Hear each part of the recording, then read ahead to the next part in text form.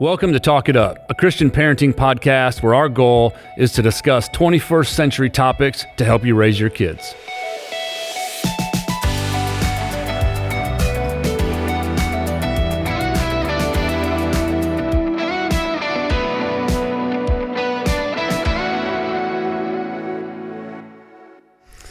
Hey, welcome back to Talk It Up, a Christian parenting podcast here at Mount Bethel Church. My name is Matt Lake. I'm the Executive Director of NextGen, and very excited that you've tuned back in to this episode. And the reason for that is we're going to be talking about peace in parenting. And if you don't know this, we've gone through a sermon series here at Mount Bethel Church. You should definitely check that out. We produced a book for it as well. Our pastors wrote, combine it with the sermon series, and you guys are in great shape. It's simply titled Peace, God, Self, Others, Trials, and Purpose.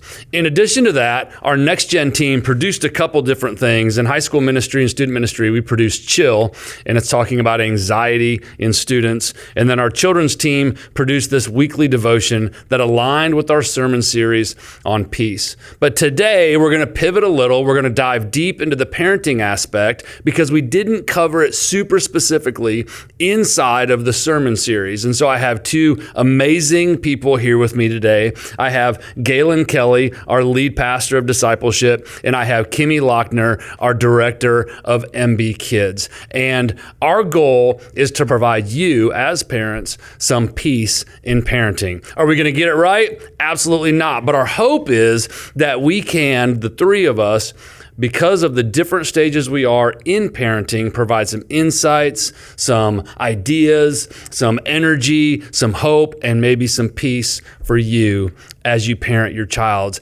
in a Christian way. So we're very excited. So we're going to go first. I'm going to introduce Gaylyn. I'm going to start with you, and everybody probably knows you, but for people who actually don't tune in or don't come to our church, share just a little bit about yourself and then like the stages of life that you and Michael are in with your kids. Okay, great. Gaylyn Kelly.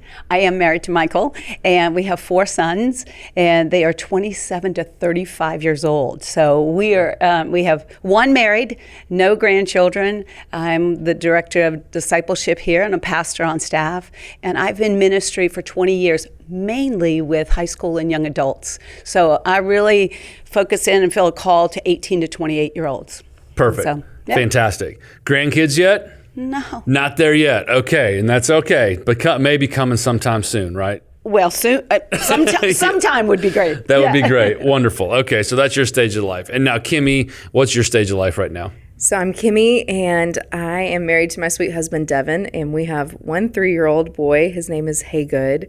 So much little, that young stage of life, and I'm the director of children's ministry here, but my background is not just children's, but students as well for about the past 9 years. So. Awesome.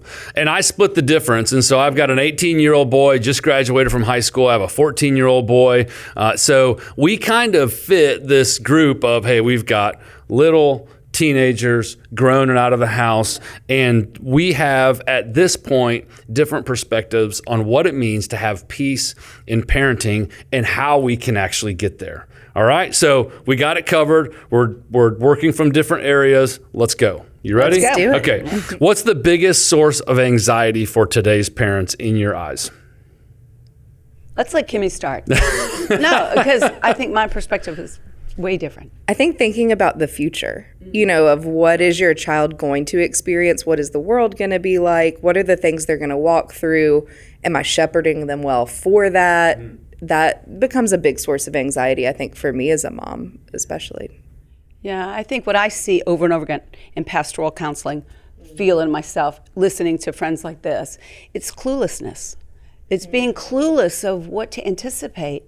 And so when I went back to the scripture, in the Proverbs scripture that probably everybody knows, train up a child in the way they should go, and when they're old, they will not depart from it. Yeah. In the way that they should go, it's a question mark. Right. It's like, no, give me a list.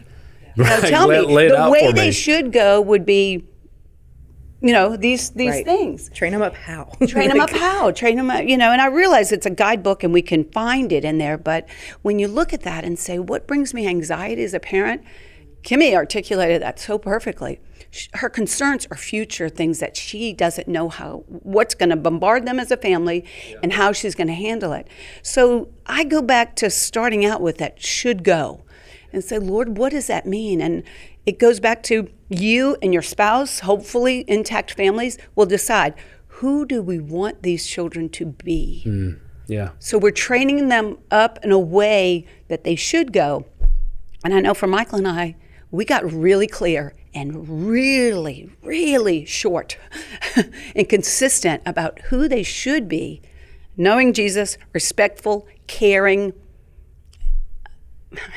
And then when you raise them that way, that gives you peace and confidence in how you've raised them to that point. Yeah, and it gives me peace when then the clarity comes with, I know what to say no to. Yeah. And I raise it, and you have to add the nuances, like if they're hitting or they're acting out or if they're not showing up when curfew is, time, right. that kind of thing. Then you put things around to raise them in the way they should go. I want to raise you as a respectful human. Yep. Okay, you know what? You can't bite your friend. Yeah. So then you come up with biting regulations. Instead, then you're consistent, and it does. It absolutely brings you peace. Is it 100%? Do you get immediate gratification? Because does it stop immediately? Heavens, no. Yeah. But you're consistent. It brings you peace between you and your spouse. You're on the same page. Team. Yep. Exactly. Yeah. And it's like, okay, no. Remember, we want them to be respectful. We want them to know God. I can't make them know God, but I can certainly introduce them. They're going to, so. Absolutely. At what point in raising your boys, so 4 boys, which is incredible in itself, and we won't go there today, but at what point do you ever remember there becoming an age or a time where your influence in their life, in their anxiety, in their friendships, in their everything, kind of came to oh wow, I got to turn this over to them? Was there ever a point that you remember that you could pass on to Kimmi and Matt that you're like, oh my gosh, Michael, our influence is not what it was, and it's shifted? Yeah. It was clear with 2 children. It wasn't as clear. It was an immediate, I knew this changed. Got it. Kind of thing. But I generally, principle-wise, you can right now, and you're still at the stage, you're about to lose one stage. You go from hands-on coach to sideline coach to literally you're a cheerleader, and then you're a spectator in the stands. But you influence him more than his friends right now. That's right. There's a time when the Brody, you're preteen, you're a teenager, and even younger, I would say after 10 years old, you're not even influencing them as much as their friends are. You can't control anymore who their friends are. But we never, not until 18 when they go off to college, right. We can still control their environment. That's huge. So then the pool in which the friends come from, if you control the environment, if you influence that environment, we go to church. You're going to church camp. You're going on that mission trip. You're going to go to, midweek. You're going to Sunday night. Then you're controlling that environment because you have the keys. You're driving them places. That's right. And then their friends will, prayerfully, you're praying, I know. Then those friends come from a pool of people that may have similar morals, faith, values. And so it does shift. Yeah. And sometimes you watch it before your eyes. Yeah, absolutely. And other times it's a slow goodbye, a slow fade. Yeah, sure. And other times it's pretty abrupt. Yeah, absolutely. But, let's talk about anxiety. It props up in a lot of different forms in our kids. But many times as parents, we actually mirror and we feel what our kids are going through. And so their anxiety or even depression, and we have an episode on this that we released a few ago, and we can talk about that in a second. But how can we have peace as parents if our kid or children are going through a very difficult, anxiety-filled stage in their life? You said that we mirror our kids, but I think our kids mirror us too. And so if we're not that solid foundation of this is what happens in our household, this is how we are, if we're ratcheted up and we're anxious, they totally feed off of that. Even like, I mean, I watch Haygood, he's little. He knows when I'm stressed out and feeds right back off of it. It starts at a young age. I don't think it ever stops. You know, like if my mom's worried about something now, even as an adult, I worry about the same things. You know what I mean? And so it's, how do you not fake it? Yeah. Right? Because you can't, right. You know, I mean, but bringing peace into that household and establishing that in the ways that are controllable that you can, in your relationships at home, in the way you speak to your spouse, and the way you speak to your children, those kind of things are controllable. And I think once we start to bring a sense of peace there and try to calm that anxiety, taking care of yourself as a parent, you know, do you need counseling? Do you need to work through it outside of the home with your spouse, with a pastor? Yeah. Are you seeking that so that when you're at home, you are what you want your child to mirror? You're not this anxious presence that they're going to reflect back. Yeah, absolutely. I think that's so powerful, is that your kids will actually mirror, what you have in your relationship. And even if you're a single parent and the relationship part isn't something that you have every single day at home, that they see and feel and understand the relationships that you have outside of the home, whether it's with friends or coworkers or whatever that is. So they will mirror a lot of that when it comes to being anxious. Obviously, running towards a peaceful and healthy relationship with a spouse is a really, really big way in just having a less anxious child. We actually had an episode 2 episodes ago, I believe, with Susan Eaton. She wrote a book called "You're Going to Be Okay" to her son. If you haven't listened to that episode, it's really powerful. It's really important. I would go back and listen to that. She actually said that 7 out of 10 kids right now have friends who have like a lot of anxiety. And so our kids are around this very anxious world, this very struggling world. And as parents, it is very important for us to actually instill peace inside of them. So here we go. How do we do that? How is there an example that either of you have that you felt like there was this very unrestful time and you stepped into this time of peace and it actually showed up in a really super positive, powerful way with your kids? I put you on the spot, didn't I? Yeah, no, it's great. I think, to piggyback off of something Kimmi said, anytime I found that my emotions were matching my child's emotions, I needed to step back. So if they were escalated emotions and I bought into that or perpetuated it, I needed the timeout. I needed to step out and move out. So as soon as I know that I'm not the least anxious person in the room in my family, counseling, prayer, something. It's like I need that quick reminder. And so I'm constantly praying for that, to make me self-aware, sensitive to the Holy Spirit, to be able to, even in that moment, allow my spouse or even one of my older children sometimes go, hey, Mom. Because sometimes that triggers it worse. He's got to understand. I got to tell him, kind of thing. So that's really important. So back to your question, an example of when we saw the peace. Yeah, sure. Let's see if we can get one. Yeah.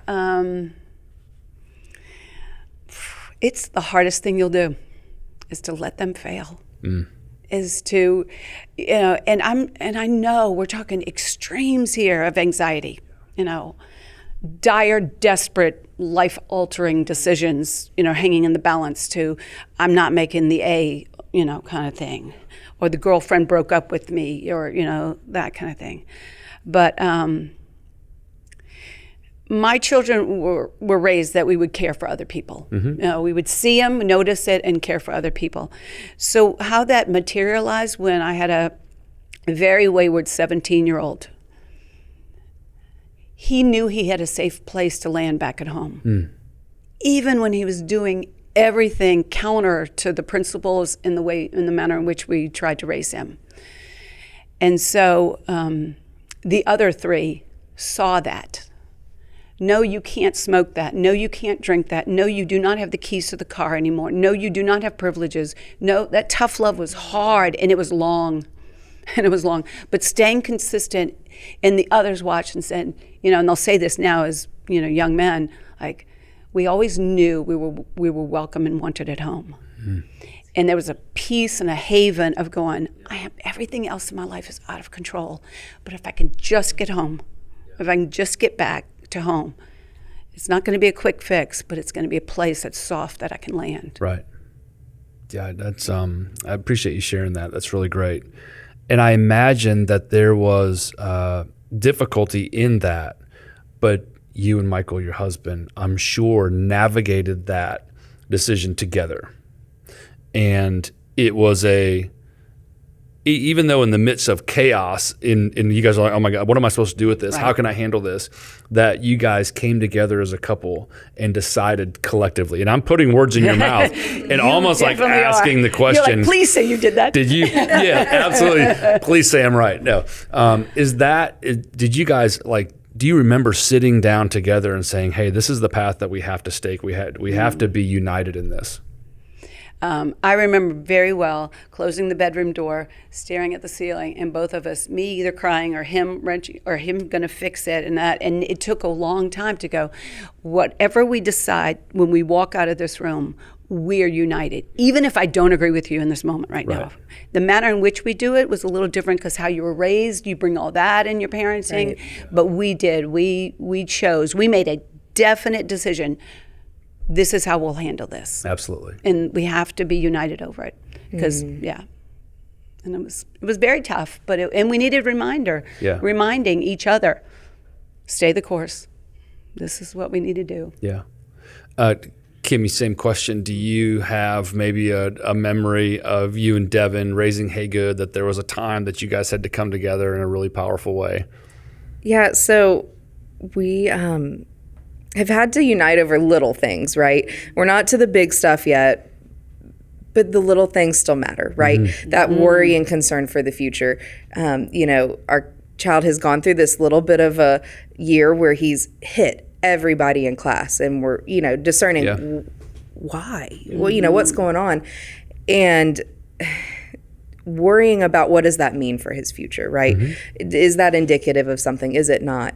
And having each other to lean on, being on the same page of this is the plan, this is how we're going to approach this is the way we're going to talk to him, these are the practices we're putting in place were so important. But also a piece that we've just come around is, God's got this too at the same time. And so can we lean into that piece together too? We're worrying about things that in the grand scheme, he's 3, and is this a worry for today? Yes. Is it going to be a worry in 10 years? Are we even going to remember this season? Maybe not, and so leaning into that piece of God, can you take that from me? And that's been a really interesting piece for us because, growing up in the church, you hear the verse from Peter that talks about cast your anxieties on God, cast your burdens on God. How do you do that? And we were reading one day, and this verse stuck out to us. The verse right before that in 1 Peter, where it says, cast your anxiety on him, it says, humble yourselves, therefore, under God's mighty hand, that he may lift you up. That was the eye-opener for us of, are we really coming to God and saying, God, you've got this? Or are we just struggling to go, okay, here's the piece, let's fit it together, let's fix this, and it'll be good. And so it's been that submission and that humility to go, we may not have it all together and we may not have all the answers, and this may stress us out, but we're going to just hand it over and say, okay, God, not blindly just saying, we're not going to parent our child, but at the same time, I need you to take this anxiety piece for me out of it, that something is going to, rock his future, and just help me parent in the moment well. So that's been a huge piece for us of coming together in that way and making that realization together of we were struggling in our earthly flesh to just make it happen instead of going, okay, God, show us. Yeah. Show us. It can't be us. So I love that the scripture led you to humility, to humble yourself before it. So you had to release it. Yeah. I'm not going to just over manage this. That's really important. Yeah. So I love that you've brought that into the relationship, one with you and Devin, but also with Hey Good. But let's kind of get real quick, because we work at a church. And so a lot of times our natural is, okay, we have to go invite God into whatever this is. If it's a relationship, it's a problem, it's anxiety, that's our natural. And while it's natural for us and it's a first step, we got to be honest. A lot of the people that we talk to on a daily basis that might show up in church a lot, their first reaction is to try to fix it themselves instead of go and have God invited into that. So let's kind of get practical here real quick. And this is nowhere on this little sheet that we worked on before. What are some very practical ways that parents can engage their faith, engage God, and invite him in to a relationship problem inside of the family, anxiety problem inside of the family, and where they can take those steps together and not only have God a part of the situation, but a part of their relationship? Do you guys have like a practical way that somebody, it's not their first, hey, you know what? Let's invite God in. They're like, hey, I got to fix this. What's a practical step that somebody could take in that situation? I'm super practical over this kind of stuff, just because I didn't want to raise cavemen. Okay, that was like bottom line. I was like, could they just not, be spitting, itchy, stinky boys, And so I was like, okay, if that's my lowest standard, let's get real practical, And so that's what it was. So we decided respectful, know God, caring humans. Yep. Okay, so then it became respectful meant when they were 4 or 5 years old and wrestling around like Dalmatian puppies, and physical and that. And one would say, ow, stop, whatever. We had a mantra. Literally, it became a mantra. And they will tell you to this day, stop means stop. Mm-hmm. Yeah, no means no. No means no. Stop means stop. Yep. So then it became, as they, running across the street, stop. That means stop because the car's coming. Stop means no, don't. I didn't even hit you that hard. It's not up for negotiation. Right. That person said stop. Yeah. When you're dating someone and the girl says stop, it means stop. Right. When the police officer says stop, it means stop. So all of this keeps coming back. Stop means stop. Just builds. You're raised a respectful human in every stage of the game. Yep. So back to the point of, bringing faith into it. Now the consistency is, I love the scripture she brought up, humble yourself because you're not the one like wielding all the power here. Yeah. So now it's a teachable moment of why is it stop? Now it's stop because you know what? The Lord has something better for you. He's got a better plan. So training up the child in the way they should go. Now if the should is, I want respectful, now I can incorporate into that principle that you've known since you were 2 years old, maybe you didn't know it yet. You've heard it since you were 2. How about that? Yeah. And then it becomes it's a bridge, it's a step off of going, why is it stop means stop? Oh, because you don't always have the best answer. God has a better answer for you. So being able to talk about that, I was like, why did you tell me stop? Why has that always been our mantra in this household? It wasn't just so you guys didn't like destroy the house and kill each other. Yeah. It really was because God has a better plan for you. And so that is something you could incorporate developmentally, Sure, piece by piece. Yeah, piece by piece. But when they were developmentally ready, it just was a principle of the Lord of saying his way is better, higher than our ways. His thoughts are higher than our thoughts. He has a better plan than we do. Submit and surrender to that. Right. Stop your thinking of bulldozing your life along. And what if we invited him in? So then as they became teenagers, let's pray about that. Yeah. So. Yeah, absolutely. So teaching surrender in a way of, it needed to be a physical stop reminder when they were little and actually teenagers too. But it really brought the principle of, I'm going to yield my will to his. Got it. Yeah. I think that's really great. I think that one of the things that I can pull out of that is to teach your kids, even from a small age, is, hey, pray about that. And we had a situation recently, and with Brody, our 14-year-old, and he was just kind of battling through, like, what do I do with this? What do I do with that? And I was like, hey, dude, just just pray about that and let God kind of give you peace in the decision. And whatever you come out with, that's the right decision. But you have to invite God into the situation. And I got to be honest, I was asking him the wrong questions until I got to the point of, hey, you should just pray about it. And it was the surrender. It was a humility. It was I had to turn the way he was looking at it from, hey, I can make this decision all on my own, to there's an invitation that you need to have inside of that decision. And so I think we talk about peace in parenting. And one of the things that I look at in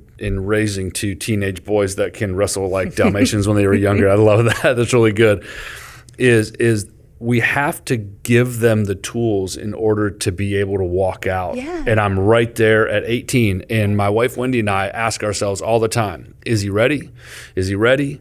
Is he ready? And that's a question we have. And that can bring a little bit of angst at 18 years old and about ready to walk out to college. Did we do what we were supposed to do? Did we raise him the way that we were supposed to raise him? And some days we got to say, man, we're patting ourselves on the back. Right. Some days we're like, man, we got it all wrong. We didn't do anything right. But there's there's a peace in knowing of consistency. You get a lot of consistency with your boys, it sounds like, that you started young and you stayed consistent. And your relationship with Michael was a really big part of that. And so absolutely appreciate you sharing that. Kimmi, anything to add on top of all this? You started off with the verse, and so that was a beautiful spot. I think like on top of the stop, then for us as parents too, sometimes for us, we need that same word, like we were saying. And I just think that that's important to remember too, that when you get in the throes of it and you get into that, I'm questioning, did I do it all right? Did I even do today right? I mean, I got up this morning and before we came to the podcast, I yelled at my child. So please don't think that we have it all together by any means. Sometimes we need that stop too, of stop the questions, take those to God, stop, and just have that pause because I'm the more anxious one in the room at the moment. I think that is just a really good word to lean into because we can get so inside of ourselves as parents and go, I got this. I know exactly what he needs to hear. I know exactly what he needs to do. And we don't always, we just really don't. I know we want what's best for our child, but sometimes what we want and what God wants for them are two different things. Yeah. No, I appreciate you sharing. That's really great. Is there something that either of you do with your spouses that is a daily or maybe a couple times a week or whatever that is, that engages you together in raising of your children? So is there like a devotion time you spend? Is there a prayer time you spend? Is there just a sit down and a chat and, hey, we need to go to coffee and talk about this? Is there something that you guys do with your spouses in raising your kids together? For us, it's prayer, and it's that short time before bed, right? Yeah. We've gotten Hey Good to bed. We have a moment. We're going to watch TV and do all, the normal stuff. Can we pause for a moment before we do that? Like take that stop and that deep breath of, how was your day? Let's talk about it, and then let's go to God with it. Yeah. And it's not always long, and sometimes we're like mustering through it because you're tired, but it's important. So I'm going to dive a little bit deeper into that and ask for a few more clarifying questions because I love it. It's so great. Out loud with your spouse at night before you go to bed, you're both praying for each other, for your family. How does that look? So it depends on the day. Sometimes I pray, sometimes Devin prays, sometimes we both pray, sometimes one of us doesn't have the words, and I don't know that matters, but out loud, not just like a silent, like I'm going to sit and pray for you. Like, no, I think it's powerful when we hear each other's prayers. Amen. That I hear my husband pray over me. Whew, Lord, she's had a tough day. Take it, and vice versa, because it's what happens. But that is a level of support that when you hear those words come out of your spouse's mouth, that they care that deeply to spend time in prayer with you and for you, I think it deepens your relationship, and it does bring that sense of peace, that, we are humbling ourselves before God, and he's going to ultimately take care of whatever you're meeting him with that day. Awesome. I love it. Appreciate you sharing that. I'm sorry to dig in a little bit, but I'm so convinced that couples that audibly pray together just develop this amazing connection to each other, and with God involved in that, and so it's just so powerful to hear that that's something that you and Devin do, and I don't know why I didn't know that, but I'm happy that I know it now. It's not something that we've done forever. Yeah. Like, to be very real, we've been married 7 years, and this is something that has come about in the past year because of Gaylyn's prompting. Yeah. Of one time her calling and saying, "Hey, Kimmi had a tough day. Could you just pray over her tonight?" Yeah. And from there it grew. It was like, why? I mean, we literally that night, even it had been a pretty traumatic day, and it was like, why are we not doing this? Yeah. Look at what this does for our relationship with not only God, but with one another. And it's, it is that 3-person relationship that you're called into, that it's not just you and your spouse, but that you are a strand of 3 with God. And so I just love that. And I mean, it has opened just so many doors for us in our relationship. And it seems so simple, but it's so important. Yeah, incredible. Gaylyn? There's some real practical things that she said too. You got it out loud so you don't fall asleep. I mean, it's like, it's nice to go, I'm praying, and then you dozed off. 13 seconds later, I'm sleeping. You got. So we had to make a distinction between 2 ships passing in the night. Like, you're bringing them to this practice, you're doing, you're just doing like logistics. We had to get past that, because that was necessary for a long time, and it felt like that season was really long. But we got to the point where sometimes we just left a notebook on our bathroom counter, and because he would come upstairs to go to, and I was already asleep. Yeah. So sometimes those evening prayers were non-existent. So it was a season of time, and we just left it on the bathroom counter, praying for you. I promise you. I love you, and we can do this, or something like that would be, like, absolutely. It won't always be this way, or, they really are good kids, and, kind of reminding each other, They really are good kids. Yeah, we are not failing at everything. There'd be things like that. Absolutely. So, prayer, I couldn't echo that more. There is something absolutely. It puts the order of things in the home back in the right position. It doesn't make me less than at all. It makes us a team. But I'm with you, man, words of encouragement. It could be short as could be, but let's pray together. And one, it makes me feel really good that he understood what I said in all the conversations beforehand. Right. It's like, he got it. This really is going to be hard, and it really is going to, so awesome. That's really uniting. And so what I hear, I can see it in your postures and your demeanors and your smiles, is that prayer that you have with your spouses, it brings you peace. Peace. Absolutely. And when we talk about parenting kids through crisis, through difficult times, through waywardness, through, I can't believe I'm yelling at you right now. But anyway, all of those things bring us back to this idea that we can have peace in parenting through whatever comes up. And prayer is a super powerful point. So if you guys, here, I dare you, try it. If you've never done it, try it. Take one night, grab your spouse, and if you're a single parent, grab a really, really great friend and just go sit somewhere, sit on your couch and pray. I dare you to try it. Don't just try it once. Commit to 1 week. Commit to a week. Audibly pray. It doesn't have to be long. It doesn't have to be this really long scripted, prayer that you might get somewhere else. It doesn't have to be big words. It just has to be personal. And pray for your spouse, pray for your kids, pray for your relationship. And I promise you, you will come to the spot that you go, why weren't we doing this before?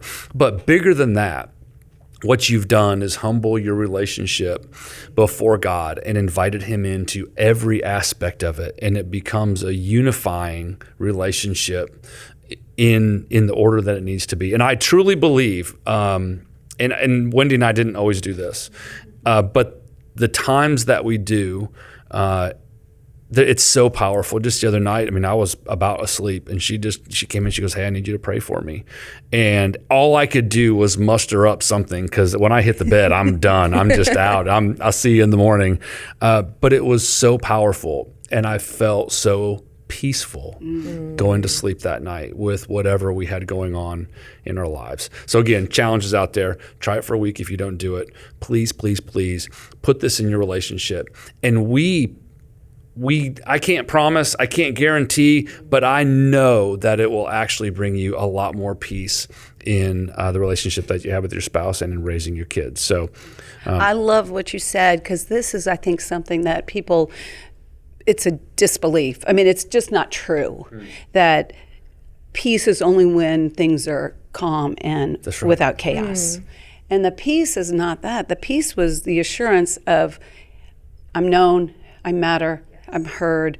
There's that assurance of, the Lord knows if you have a spouse, definitely if you are a single parent, we are praying for you, but find that good friend. But peace in the chaos. That is something that is supernatural. Yes. That is something that is like, okay, it's not fixed yet. We still are going to sleep, and there's still a concern, but there's a peace of knowing that there's an assurance that it will be okay, and we're going to be okay. That's right. That's the hardest time to have peace in parenting. Yeah. Is when it's not going the right way. Right. When everything is lined up and all the boxes are green and everything is go, and the classes are fine, and the next steps are perfect, and when school goes great, and when the relationships with your older kids are, hey, this is wonderful, everything is great, I mean, I'm so peaceful. That's not reality. That's not life. And so we have to have those practices that we put in place. And if there's one thing, prayer is going to be part of that. Yeah. And I think maintaining that in those good seasons too, right? Because I think when we get in that season of like, everything's just kind of, status quo and it's good, I think that's when we get that interdependent on ourselves that we're like, we can kind of let that habit slip. And then something rocks our world and we forget, right? And we forget to go back to that. And so I think just keeping that habit as much as you can, I think is so important, so that when the time comes, you're like, this is already there. I've already got this, and God's going to bring that I love that you called it supernatural peace, because it is that, that I should not feel a sense of peace right now. Everything is chaos, but I do, because I'm finding it in God, Yeah, when they're going good, we should double down. Yeah, I believe that. So then you're doubling down on thankfulness. Yeah. And so you've maybe shifted to, hey, we really need this in a time of crisis, to, hey, we are so thankful that you walked us through it and what it means for us on the other side. And so, when it's going good, man, just throw all your chips in and double down. But I went way off this today, but this has been a really great conversation. Let's talk about anything else that you might have in regards to peace in parenting. Are there any other tips you have, any other comments you might have, any other notes that you wrote down as a guest on the show? Anything else? I loved what you said about the notebook and keeping it that kind of a practical, because like you said, our first grab, because we work at a church, and I'd love to say that it always is, but hopefully it is to run to God. Yep. Is it always? No. And is it for everybody? No. But what is that practical step for you? Maybe it's not a notebook, but what is it that would be the reminder of stop, take it to God, stop, get yourself out of that mindset? I think that looks different for everybody, but taking a look at just the season of life you're in, the challenges that you're facing, and putting something practical there that's a reminder. I don't care if you write a note on your mirror that says, give it over, or, hand it over to him, stop worrying, whatever it is. I loved the practicality of that, and I loved that it was something that you saw, your spouse saw. It wasn't just you keeping it internal, but like, nope, we're going to get through this together. So I think that may look different for people, but what's your notebook kind of, that you would say, this is going to be the reminder that we're going to get through this with God, and that I don't have to journey it alone, whatever that looks like for you and your household. Yeah. Appreciate it. That's awesome. Yeah. I think those reminders are so important. A reminder that you are the one God entrusted to be that child's parent. Dang. Yeah, that's good. And you could ask him why until he takes you home. Yeah. How did you think this was going to work out? That this would, that's right. Because they're so like me, or they're opposite of me, or whatever it is, But I think that reminder, and maybe that's where people further along in the seasons of life need to remind and speak back into your lives of going, he entrusted you to be Haygood's parent. He entrusted you to be Brody, and they're parents. Yes. I mean, there's a reason why entrusted. Right. And part of that is like, okay, then you see something in me, Lord, that I don't see in myself. And you're going to equip me. Do I trust you that you'll equip me to have those conversations, to be in it in the long game? Yeah. And that's really important. And if you don't have those people in your life, grandparents and, extended family, find them. Yeah. Well, one, be them, because you always have somebody younger than you. But I tell you what, when people ask me to mentor or, just pray for them, it is honoring and humbling. And you're like, okay, just ask. I mean, you would be surprised. Somebody you admire, somebody you see that their children are not like, they can form sentences and, they're, kind. Mm-hmm. Go, I'll buy you coffee. Can we go talk? Kind of thing. So I think the thing is, don't think you're alone. Remember, you're not alone. How about that? And remember that he entrusted you with that child. Yeah. And children. And we know this, if you have more than one, they're not exactly the same. Oh, gosh, so as soon as you start feeling like, got that one together, right. the next one comes along and you're going, oh my goodness. That's right. None of that worked.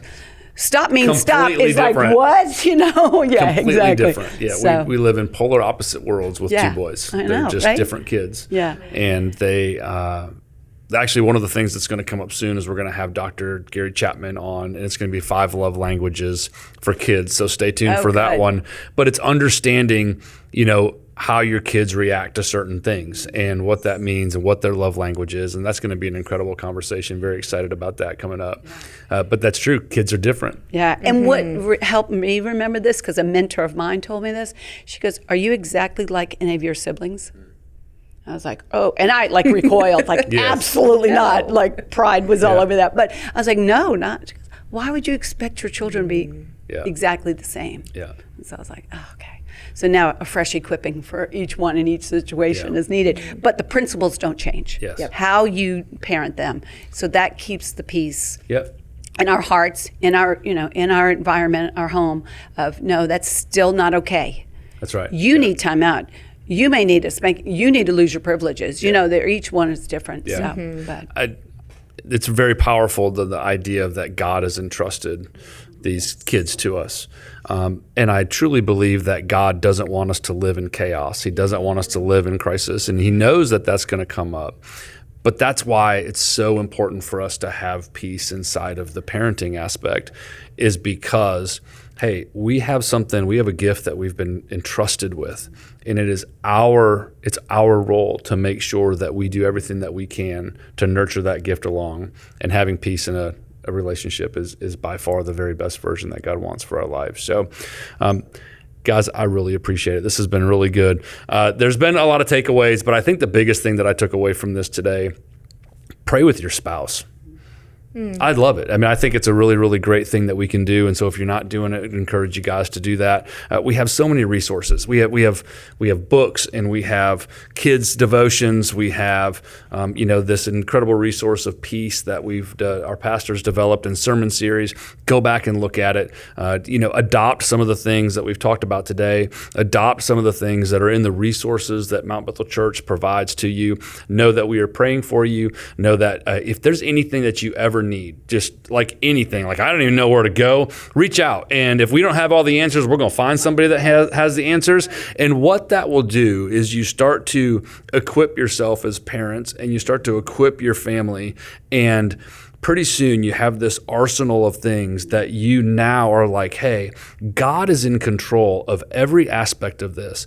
And because of that, we can have peace regardless of what comes up. well said. Anything final? All right, we're good. Thanks for tuning in again to Talk It Up. We encourage you to tune in next time, and here's why. Dr. Gary Chapman is going to be on board, and we're going to talk about the 5 love languages for your kids. He was here earlier this year, and he had the 5 love languages for us as adults. Very powerful. If you don't know those, you should certainly jump on his book, 5 Love Languages. But we're going to talk about the kids version next time here on Talk It Up. Kimmi, Gaylyn, thanks so much, guys. Y'all are awesome. Glad to be here. Love you so much. See you soon. Thanks.